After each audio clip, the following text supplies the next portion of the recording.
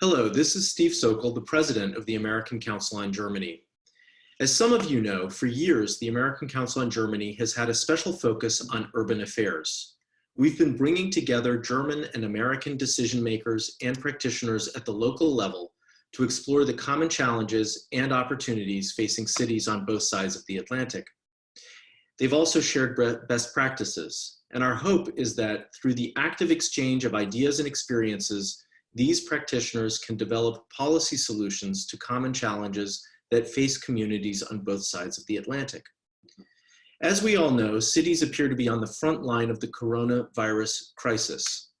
To share how cities in Germany and the United States are being affected, last month, the ACG launched a new series of conversations called Transatlantic Perspectives, the Local Impact of COVID-19. In the coming weeks, we will regularly engage with experts, practitioners, and ACG program alumni to hear how communities in Germany and the US are dealing with the corona crisis.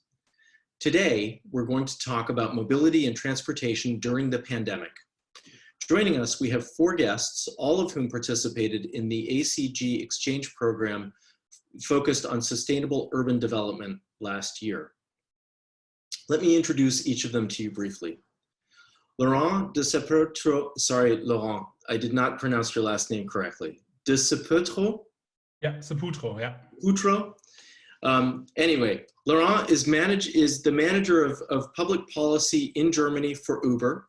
Before joining Uber, he worked as a policy advisor in the European Parliament and at the European Bank for Reconstruction and Development. Jana Kugoth is an editor at Der Tagesspiegel in Berlin. She's responsible for an exclusive briefing for decision makers in the mobility and energy sector. Previously, she wrote about logistics and mobility for the online magazine Gründerszene.de. Brandie Lockhart is the director of urban design for the Houston metro area. With a background in architecture, planning, and preservation, her enthusiasm for urbanism inspires communities to use urban design strategies to plan and develop projects that help bring out vibrancy in unlikely places.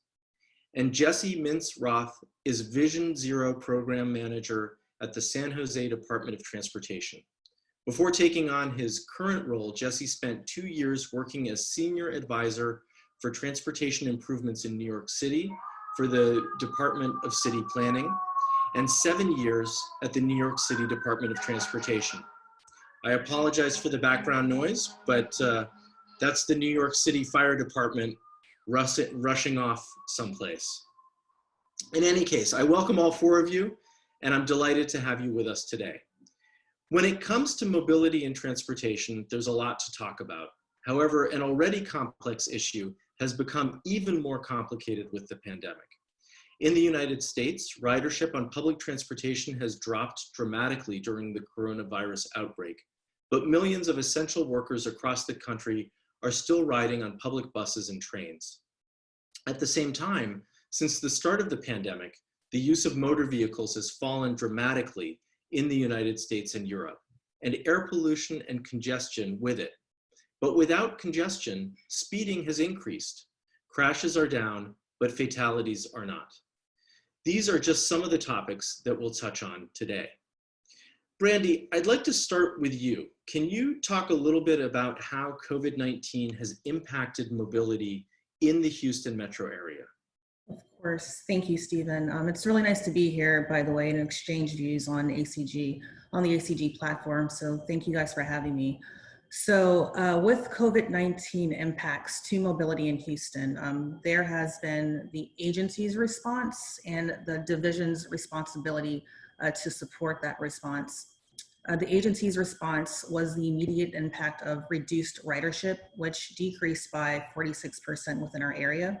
And reduced ridership is multi-layered. And so I will say that reduced ridership as a general term, because there are many implications as to why we have seen highs and lows in riderships per community. The reduced ridership or the reduced service to our park and ride service specifically has been the greatest impacts specific to our dependent riders from the suburban and rural areas. We know that Houston is a sprawled geographic city. And so with our urban, suburban, and rural areas, many of our dependent riders are commuting from these surrounding communities. And with the reduced ridership, or not necessarily reduced ridership, but the reduced modification in our services, we've kind of had a setback in riders having to be dependent on our service. So many of our essential workers, and of course, here comes a freight train, sorry about that. But nonetheless, many of our essential workers live outside in the urban core and commute using our park and ride system. But because we have had to reduce service, wait times for next bus arrivals have doubled. And so that's been one of the greatest impacts that we've seen for our dependent riders within our region. Thank you. Let me sort of ask, particularly given the sprawl in the Houston metro area, what measures are being taken to keep public transportation safe and healthy? I know that public safety was an issue even before the pandemic, but undoubtedly that's the definition of that has changed a little bit. Right. So it's a huge conversation within the agency as a general, within our collaborative city departments and within our division. And so I would break that question into two. There's the now, and then there's the long term. And so the now, we're seeing this response as the now is the agency, the now being the immediate response to reduced ridership. And it's been through, of course, our service modification and our safety measures. And so I'll go through briefly through these as quick as I can. The service of transit and how we operate, the transit rider, the responsibility for the rider and their community. For instance, the fear a rider may have when potentially using our service and, let's say, potentially contracting the virus while using service and carrying that back to their community and back to their family. And then the transit employee. So these are concerns that we have identified that we are wanting to make sure that we are relaying that concern to our patrons. And so what the agency measures been? I think by now, many of us have collaborated and expressed best safety measures, but briefly, Houston Metro has reduced seating on our buses and on our light rails by 50%. And so when buses reach 50% capacity, we have digital signs that advise riders to wait for next buses. But with the seating reduction, we have reduced the wait time arrival. And so buses are coming more frequently. For sanitizing our buses and our light rail systems, we are using daily fogging of buses with hydrogen peroxide fogging, and so the solution is getting into every nook and cranny in the interior of the bus. And hopefully soon, as a safety measure, we'll be installing hand sanitizer dispensers within our buses. And then, of course, one of the most efficient thing that has alleviated some fear between rider and driver is the backdoor boarding. And so there is no longer front door boarding. All passengers align and you're getting off of your bus through the back door. So that contact is reduced as well. And so that's been an alleviation. Really an alleviation with our riders, with our drivers, because as of now, we've had 15 cases of our drivers that has contracted the virus. And so we're trying to create a barrier between rider and driver as much as we can.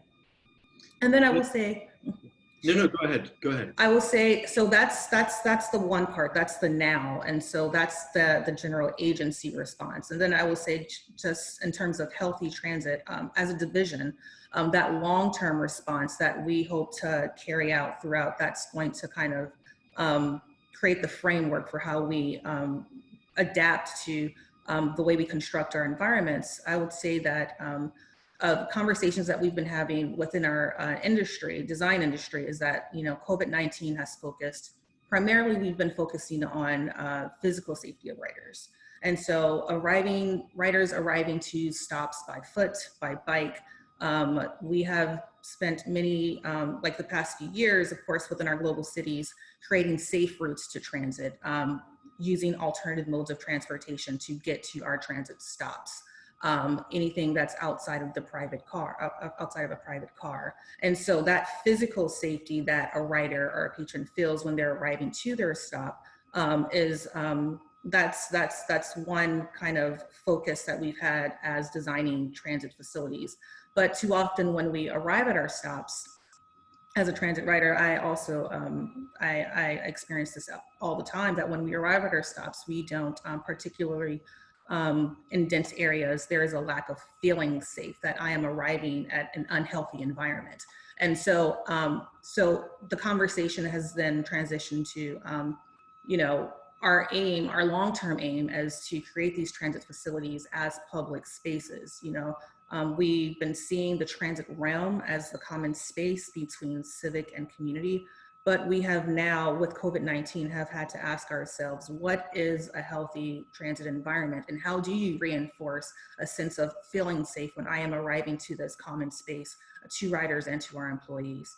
And so, as a tactic or a measure, or a design measure, we've prioritized incorporating urban health analysis approaches in our design documents. And we definitely want to broaden the use of engineers to develop anti-transit waiting environments. The sense of feeling safe is not only, of course, it's not only physical, but it is in the condition of our transit facilities, the amenities, and the standard that we fund and maintain our transit projects to be sustainable and support a sustainable city. One of the examples, and I think a great model for this, is incorporating ecology into our transit infrastructure to create greener spaces and greener environments as a way to enforce as a way to ensure riders that they're arriving at a greener or healthier common space. And so that model, for me, it's been the Tempa Transit Center in Arizona, where they have replaced shelter panels with vertical green walls and vines. So this attempt was a bold way to present putting away the design application as a suggestion, the design amenity as a suggestion, and then taking, I think what they did, Tempa Transit Center, what they did was take the regulatory approach to adapt how we construct our common spaces. And I think Houston Metro is taking that as a great model and mimicking that as incorporating into our framework. But with these models, the last thing I would say is that, you know, with the adaptation of from understanding what works in one community versus another, we are being mindful that identifying healthy environments for one group may not be identified as a healthy environment for another group. And so the importance of when we get to understanding our riders and our communities and project-specific placemaking by including resident interests. And then that's a whole nother conversation of including resident interests and to create healthy places. But all of it is related, and all of it is kind of what we're kind of taking the steps to address long-term, how we go further in constructing and ensuring that when people arrive to our stops, they're arriving at a healthy, safe environment and reinforcing the sense of healthy common transit spaces. Thank you, Brandie. Undoubtedly, in the course of our conversation, we'll get into the use of public space a little bit more. I think there's a lot more to talk about there and how it relates to mobility. In your response just now, you did mention the use of private cars. And so I'd actually like to go to you, Laurin, in Berlin, and ask you to talk about the impact of COVID-19 on shared mobility in Germany specifically. Sure. First of all, thanks for having me, and thank you very much to the ACG for providing a platform for us to exchange and really strengthen transatlantic relationships. I think it's super valuable and useful for all of us. When it comes to shared mobility and the impact that COVID-19 had on it, obviously with events, nightlife and public life being kind of restricted, we have seen on our platform trip numbers in Germany drop, but since a few weeks we see some early signs of steady growth and recovery, but obviously it will take a while until we get back to where we were. We're also very optimistic because, as you may know, last week the federal government and the 16 head of states decided to go ahead and gradually reopen businesses across the sector and public life. So we're quite optimistic that this will be reflected on the user activity on the Uber platform. When we look back at the last months, yeah, there's no doubt shared mobility has been hit. I think shared mobility option number one, as you know, public transit in Germany, in Europe, is really the backbone of urban mobility, and has kind of been pushed in a very strange setting from being kind of the climate savior to the virus spreader. And you really see that reflected in the numbers. Ridership was down, I've seen some numbers, 70 to 80%, because people not wanting to ride in a bus or a subway, people even canceling monthly transit tickets. And I think this is concerning for all of us and also has financial implications. There is a study by Civity, which is a public transit consultancy, that estimates the cost related to COVID-19 being between 5 to 10 billion euros until 2023. Most of the costs occurring after the initial pandemic. So this is a sector that is severely hit, and no doubt it has dealt a significant blow to shared mobility in Germany. And it has dealt a significant blow to the efforts to move away from private car ownership to away from that towards a variety of sustainable shared mobility options, talking about buses, bicycles, walking, ride sharing, micro mobility. And obviously in Germany, we have a word for that. It's called Verkehrswende. And Verkehrswende is really in danger. And I think this is something that should be concerning for all of us that work in the shared mobility space. And we believe that it's now time to really come together, public transit together with new mobility providers, to see how we can work together and still kind of offer an attractive mobility option for people that still need to move around in these times, to really give them options to be flexible, use public transit, but when it matters, also use more, let's say, more individual, flexible mobility options. And this is something that we have started in a little project in Hamburg, for example, where due to COVID-19, public transit has reduced its service. And in cooperation with the city, we, together with other mobility providers and taxi companies, are basically providing trips between midnight and 6 in the morning. So basically allowing people to still move around when public transit is more or less limited. And they're also providing a flat fee to public transit ticket holders, those that currently are considering or contemplating whether to give up their tickets, something that none of us want, because we believe in Germany that people riding public transit are also more likely to take an Uber ride, to take a jump bike, to take scooters of other companies. So again, this is, I think, something that where we all need to come together. And little projects like this, I think, are very good in showing people that you don't need to move back to private car ownership, something that we see here and there, because obviously people think that it's safer to ride in a private vehicle. And we want to work together with everyone to basically show that we can actually overcome this by providing safe, attractive and flexible mobility options. Laurin, related to that, is there anything that Uber is doing right now to help provide mobility for essential workers beyond the offering these rides between midnight and 6 a.m.? Right. Maybe you've heard of our 10 million rides and food delivery commitments. So in Germany, we also provide 20,000 free trips to frontline workers in the healthcare sector. This is a program that we rolled out a few weeks back, and we've seen people signing up. So this is very encouraging, and we see that there is an added value.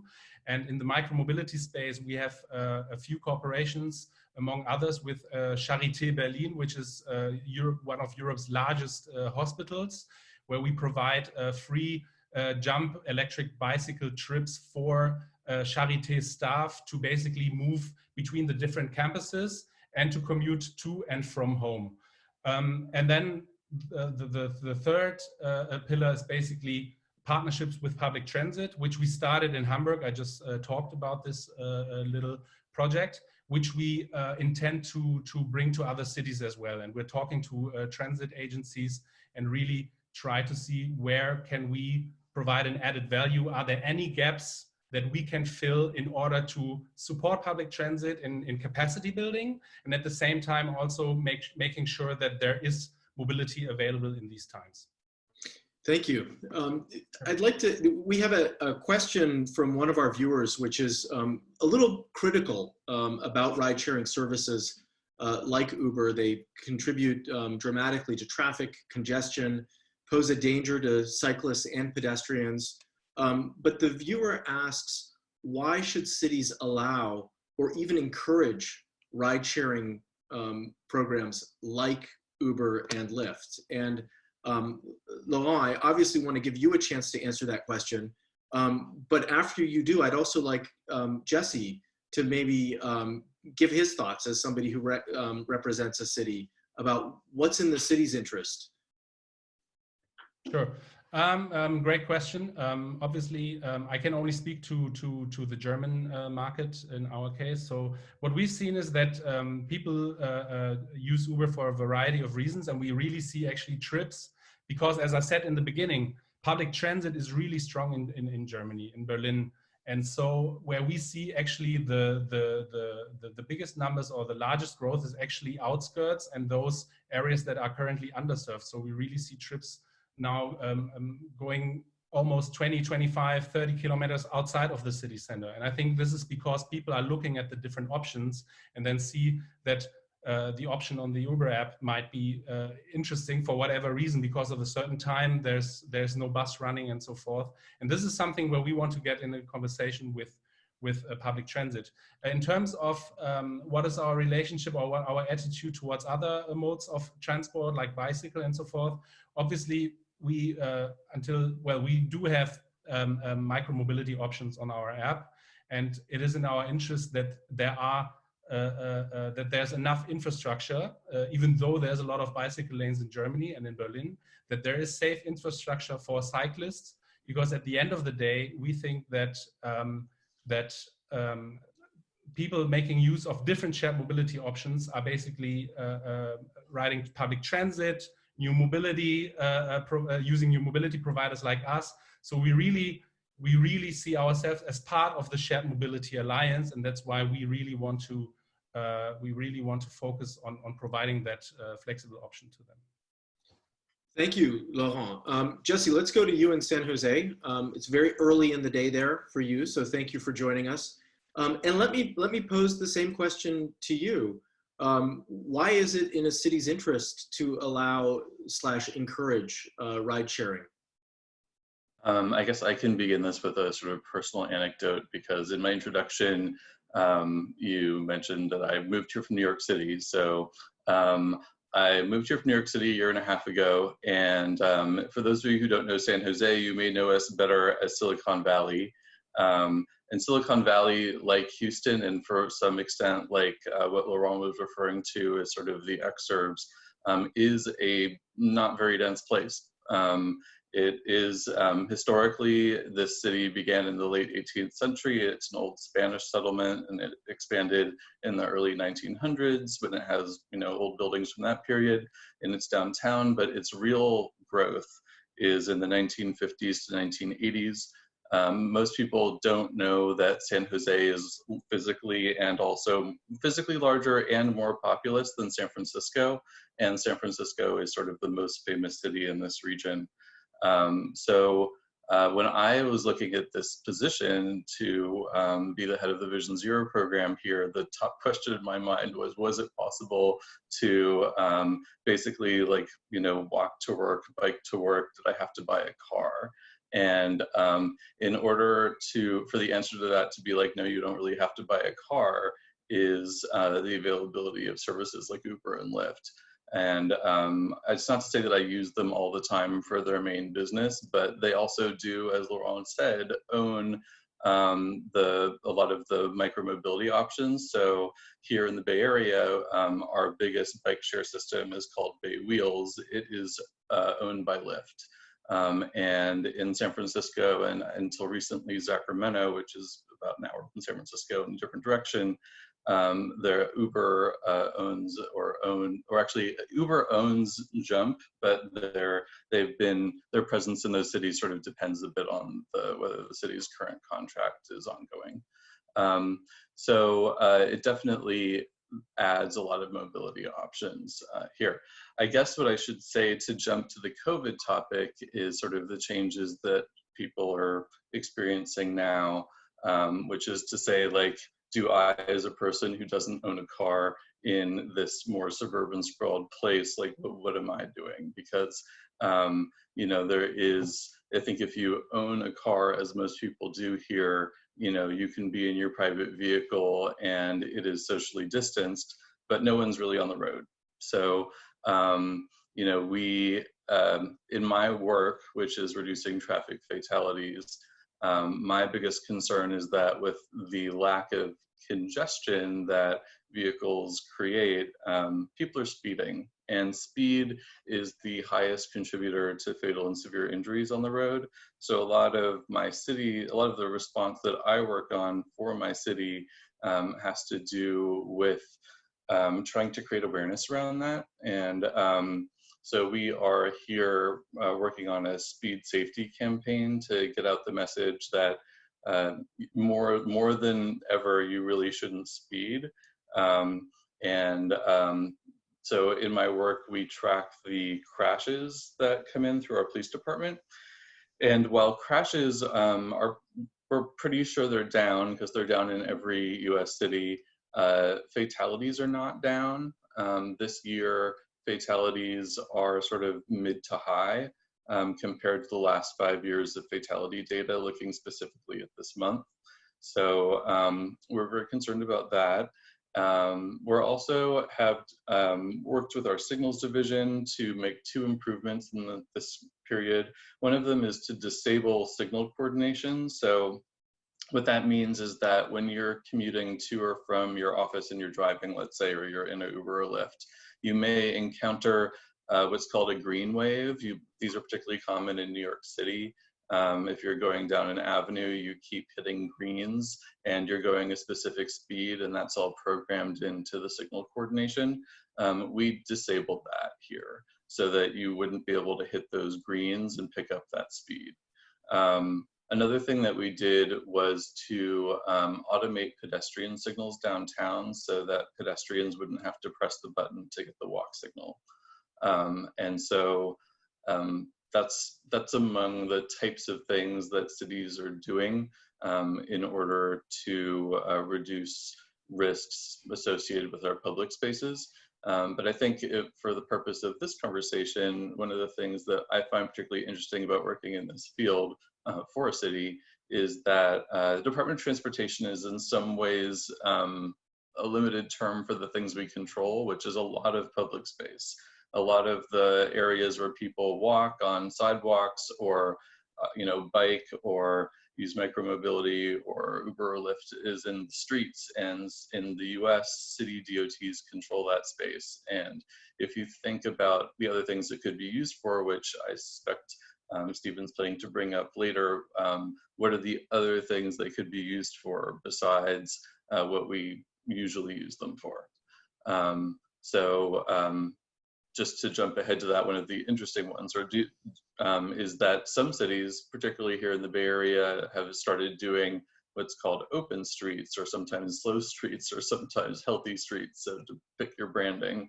And that is the idea of taking streets and making them be for recreational space, basically making it easier to create 6 feet of distance between people. And so far in my work, I've seen that cities that are a little bit denser are more likely to do this. Whereas here in San Jose, where we're less dense, it doesn't appear to be necessary to our government to have the specific city-led intervention in order to make that necessary. rather to make that, it's possible to get 6 feet of distance on the sidewalk here without the city closing a street. Whereas if you're in a denser city, I think that a lot of the interest is that if you go to a park because it's warm out, because it's spring, you'll find that a lot of people are there in that park. And so what can we do to basically create more space that isn't necessarily a park now? And so one of the options in cities that are denser is to take space that is a street that is not really being driven on and turn it into a space for walking or biking, or for what it's worth, more than that. So Jesse, I did want to get into the open streets discussion a little bit later, but since you've brought it up now, let me maybe ask you sort of 2 questions about it. One is, obviously, I think all of us have read about cities like Milan and other cities that have really moved in the direction of slowing streets and opening streets. They've been sort of raised with a lot of fanfare. Here in New York, there's also been a discussion about closing streets to traffic and opening it to pedestrians and cyclists. But what was interesting was a lot of the streets that were earmarked for those closures were right by parks anyway. And so one has to wonder a little bit about the value of that, the relevance of that. So let me ask you to sort of comment on, again, the density factor and some of the things that you've observed given your experience in San Jose, but also in New York. But let me also ask you to maybe talk a little bit about the economic dimension of having open streets. I think that's something that you were kind of alluding to in your comments just now. Yeah, it's expensive. And I think that that's one of the sort of problems of, at least in my sort of new view of it, the way that cities tax and have revenue in order to do this, or, to operate this in a time when they're foreseeing a big budget shortage in the future. So if you are a city that has less tax revenue, available to this type of program, then the ability to run this type of program is a challenge. And that's actually an issue that I've heard here in the Bay Area from even the cities that lead it. So, how many streets can we do this on? How much of an installation does it have to be? Can it be informal? That's actually a very open question. I think a lot of people would like to just on their own say that, their block, which is, primarily residential, is sort of a DIY open street. I'm not sure, it really depends on the place, so that may not be possible depending on your city. And I think here, so basically I will put it out there that the cost of it, depending on the city, can be quite different and also prohibitive. And in New York, I think a lot of the conversation has been around the police presence that's required or not required on that street closure. And also, as Stephen points out, in New York specifically, there was a back and forth around it. The city council wanted it, the mayor didn't want it.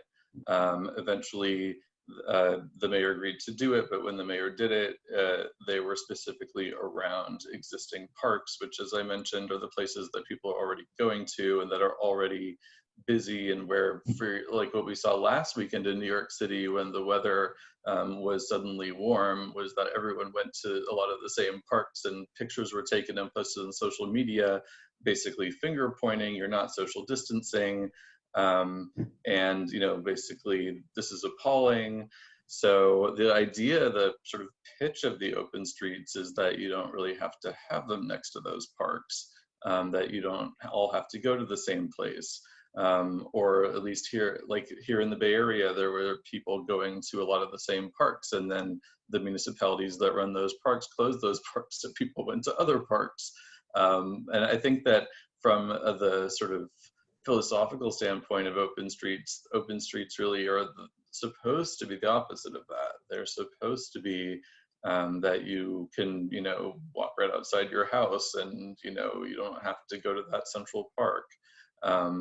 So I think that the sort of concept of open streets is young, and the way that it's implemented varies, and the cost varies a lot, depending on whether, for example, you need a lot of police presence or you don't, or that's argued a lot, I'm sure.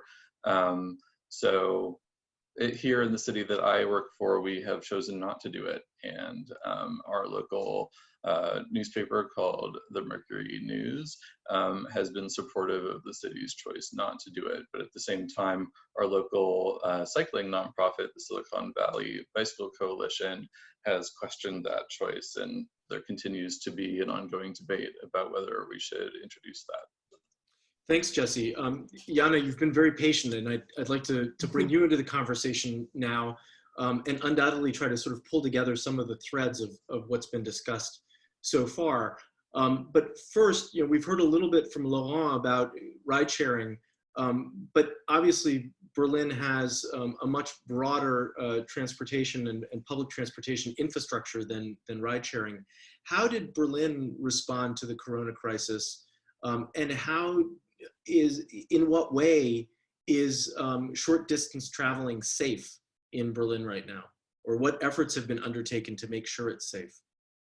Well, thank you very much for having me. I'm happy to share my observations during the last couple of weeks. I think we have heard already a lot of possible solutions. And first of all, I want to have a look on the numbers again, because in Berlin, we didn't have such a strict curfew like in other cities, like in Paris or Madrid, or even in the southern part of Germany, where you weren't allowed to go out more than 1 hour per day, for example.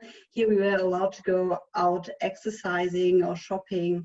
So that is why most of the people, there was a drop in mobility, of course, but a lot of people, they even took the bicycle more often than they did before. The walking increased, so they didn't really stay at home, but all the short distance increased. So that made it really a big topic to make that safe. And now when life goes on again, it even gets more important.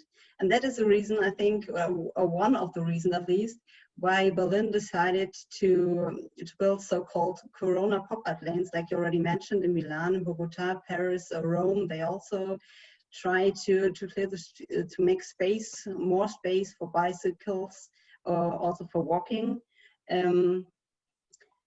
So they did in Berlin, some districts at least, and last weekend they already closed. They also closed some streets for children or for walking, and I think they did in a clever way, because they asked the residents to vote for it. They asked them if they want to be part of this experiment, and so that was a kind of legitimation to really have this street and to do this. And my observation was that the people in Berlin were very happy because of the new Corona bike lanes. For example, I've seen on Twitter that the residents handed out flowers or coffee to the construction workers who built up these new bike lanes. But on the other hand, it's not that new or revolutionary as it might seem, because these pop-up bicycle paths are only provisional harbingers of a planned traffic transition in Berlin. Because here in Berlin, we have the first nationwide mobility law that was set in place in 2018, and more than 30 million euros was being invested in bicycle infrastructure this year anyway. So that isn't that new, like that it might seem. So that there was already the plan to build up more bike lanes or to give more space to pedestrians. So from my point of view, it's the COVID-19 crisis is like an accelerator of a trend that has already started in Berlin. So it's not really that new. So I think it's the same in Paris and in Milan as well, because they also had the plans to ban diesel and petrol cars, and to really, like Laurin already said, accelerate the Verkehrswende in Germany. And now with COVID-19, people have seen that there is a lot of space and a lot of space for the short distance bicycle and walking. And now it's easier for cities to really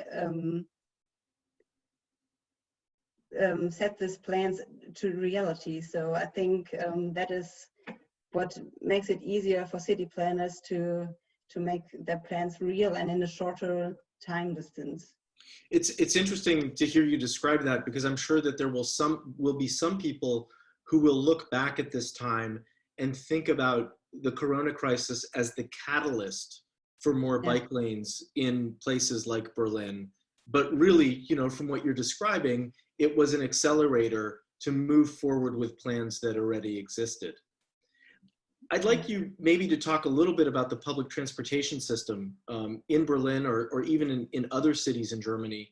Obviously, many people in the United States look at German cities and the öffentlichen Nahverkehr system, right? The public transit system that exists in many cities. How are those public transportation systems doing right now with the crisis? Yes, Laurin already mentioned that they're not doing really good. According to the industry association, the VDV, 90% of passengers in rural areas and 60 to 80% in the cities are missing. So, however, most of the municipal transport companies ran about 75% of the regular service because they argued that the politicians wanted them to do so. But, you know, there are financial impacts, so you can't really go like all the trains and keep up all the capacities without having passengers or commuters that are paying for it. So that will be a big issue, as Laurin already mentioned, in the future.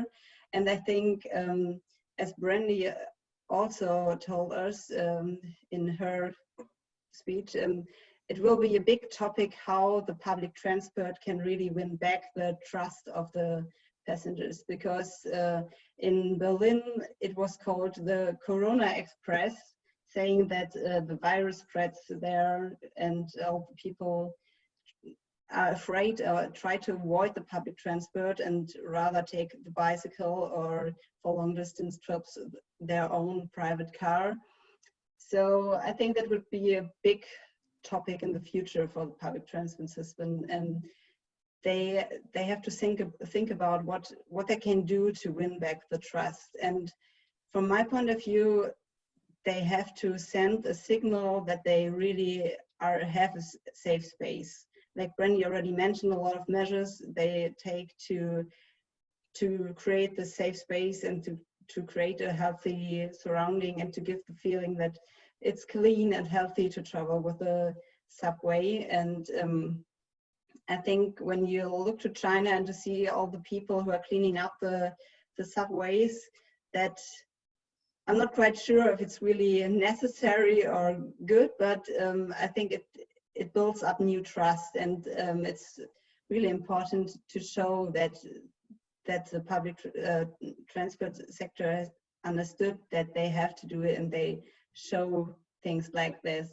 And second, I think they have to use new technology, and Brandie also already mentioned some of them. And in Berlin, they're thinking about implementing, for example, messages in the app that say, or give advice to the commuters to say, take a train 30 minutes later because it wouldn't be that crowded as your connection, the connection you've chosen. That could be a solution. Also to install a system like with green, yellow and red lights on the trains that says, so the capacity is like 50% or 100%, so take another one or go take the next train, so that people really know what if there's a crowded train or not, and that they can choose another connection. And third, I think Laurin also mentioned it, that the public transport really has to connect with other transport modes. For example, the e-scooters or the bike sharing systems, or also car sharing, to have this one platform where people can choose what kind of transportation mode they want to take. So that would be a good distribution of all the passengers, and they can, depending on the time when they're traveling, choose the transportation mode that is the safest at that moment, because it's not that crowded like the bus or the train. Jana, I'd like to ask you a follow-up question that ties in with some of the issues that Jesse was raising before, from one of our viewers who wrote, according to an article in the New York Times today, Germany has, quote, one of the lowest rates of road fatalities in the world, end quote. Apparently, an American is 3 times as likely as a German to die in a traffic accident. This is attributed to Germany's very strict requirements for obtaining a driver's license. Do you think that that can also contribute to reducing the number of vehicles on the road and increasing the use of public transportation? Good question. I'm not quite sure. So I didn't really get the link between the license and the public transport. So maybe you can explain it again. Well, so if it is harder to get a driver's license, yeah, does that reduce the number of drivers, and does it increase the number of public transportation users? Is that one of the hurdles that can be introduced that can slow that process down?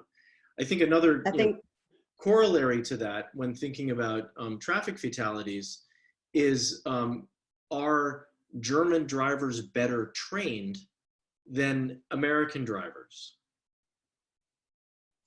So I don't really have a comparison, but I think in Germany in general, people, the driver's license is not that important that it was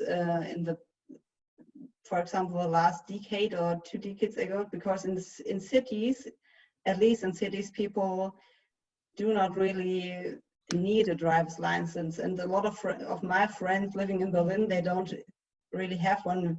I mean, it's another issue in the rural areas. Of course, there people are doing a driver's license, want to get one, but yeah, I mean,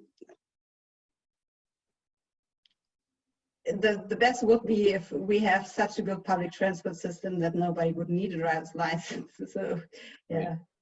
At least in urban areas, and it comes back to some of the points that Brandie was making early on, and Laurin as well, about very densely populated urban areas, but then also suburban areas and rural areas, and how they're all interconnected. Brandie, I'd like to come back to you to talk a little bit about the use of public space. I mean, obviously, this is something that you mentioned in your opening comments. It's come up a little bit since then in other contributions that people have made. And we heard a little bit from Jana about plans for more bike lanes being introduced more rapidly now because of the Corona crisis. You, of course, in your work, look at the design of public space as it relates to urban transit and urban transportation. And I guess my question to you would be, has your work become easier now as people start to think differently about public space in a time of social distancing?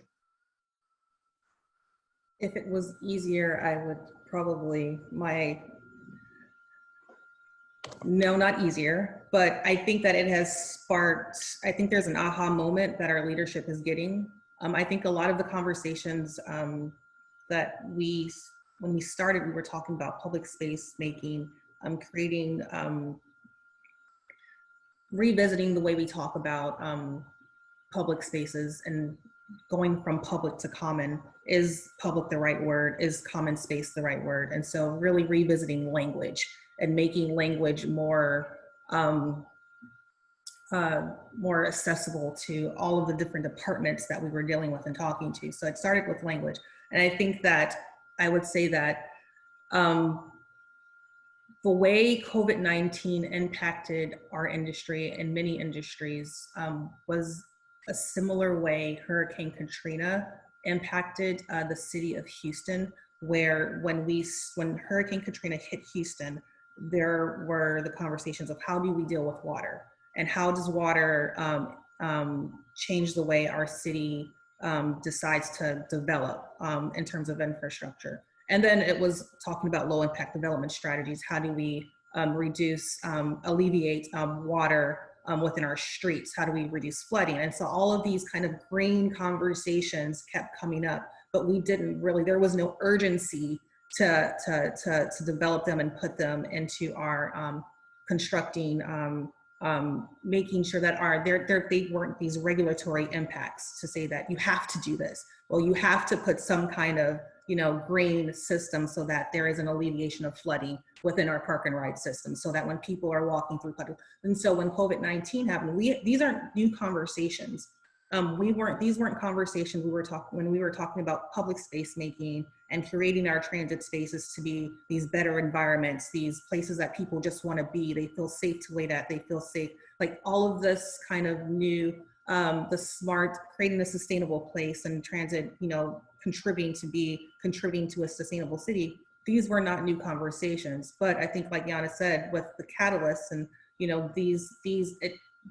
does it take these kinds of the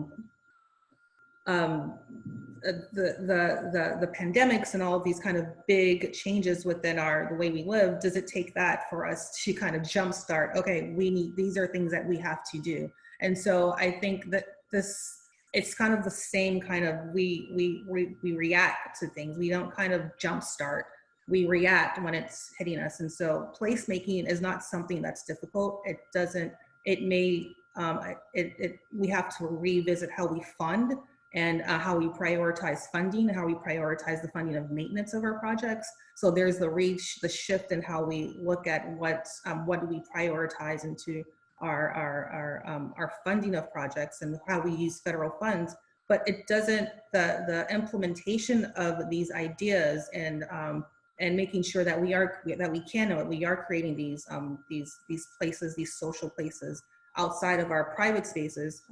They aren't difficult tasks. They aren't difficult steps. And so, to look at our streets as public spaces, like Jana said before, like the shared streets and the bike lanes and the wider sidewalks, these aren't new tasks. They're just, smart things to do. And so for us as a transit agency and our contribution to creating spaces that are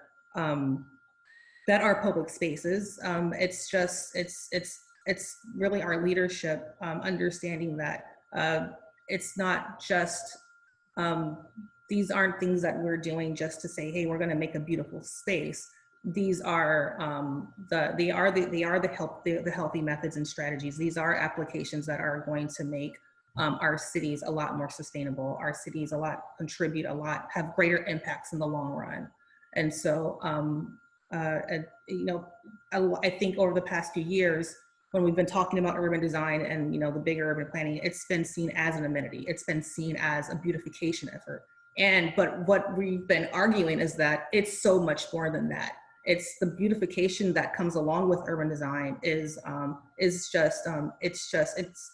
the attachment. The real benefit is that we are creating places that are going to impact our health, that are going to impact our cities to be more sustainable in the long term. And so that's the beauty that comes with that is the afterthought.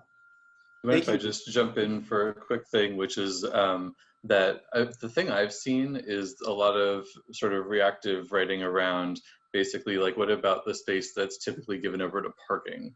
And so I think the reimagination of what the public space that's malleable is, and also the ability to use temporary materials like, putting out a fence or something in the place of what might have been a parking lane or might have been a downtown parking lot, and using those for other things. That seems to be sort of the sort of interesting area that I don't know that people have necessarily figured out all the things to do with, but there have been some really great things written about in the press. For example, so many restaurants are closed and they don't have space to have space, all this space between people, but what about if, the sidewalk or the parking lane or a parking lot were a restaurant? you know, then you would have a lot more flexibility and you could potentially reopen more industries that have been really impacted. Thank you. We're quickly running out of time, and so I'd like to sort of ask one question to each of you in a lightning round. And that question is, as we come out of the lockdown, what are the mobility priorities? And I'd like to sort of just get a 30-second response from each of you. Any volunteers to go first? From the transit perspective, I would say our mobility priority as an urban design division is just going for being more bold with what our design strategies and applications are, and transitioning them to be regulatory and not just a suggestive amenity, so that our design applications are regulatory to our engineers and to our constructing methods. Thanks, Brandie. I can go next. I think what should be a priority, as I said in the beginning, is a closer cooperation between public transit and new mobility players. Again, I think we should consider ourselves, at least in Germany and in Europe, and I think that goes for other countries and continents as well, as one shared mobility alliance. So we do have our differences, I think, but I think COVID-19 is showing that there is something that we can basically work against, and we can only achieve this by working together and providing really mobility options that cater to the needs of the people, provide them with a variety of options for many use cases. And I think this is a huge challenge. There's a lot of interests involved, but I think we need to come together to work on this. Thank you, Laurent. And I think from a customer's perspective, the priority should be to really take this accelerator and to drive it forward, and not to go back in the Verkehrswende, how we say in Germany, but to drive it forward and to take this momentum to go on and to really have this transition, and to take all this new possibilities in digitalization, and to build this one platform where you can just book like one ticket for every transportation mode. Thank you, Jana. Jesse, the last word goes to you. Wow, I actually really liked Jana's last word, but I guess the thing that I'm looking forward to, similar to what Laurent said about partnerships, is also sort of more of an active partnership with the public health sector, which is already something that the area that I work in transportation is somewhat linked to, but I'd say that they're the sector that everyone's very much paying attention to right now and developing a literacy for. And at the same time, they're very overworked and not really capable of necessarily actively partnering yet as much as we'd like. But I think going forward, as they are more at a less sort of emergency reaction and closer to sort of leveling out, I'd say that so many sectors, including transportation, will be very much more informed by their work and hopefully closer to it. Well, a huge thanks to all four of you for spending this hour with us. This has been a fabulous conversation.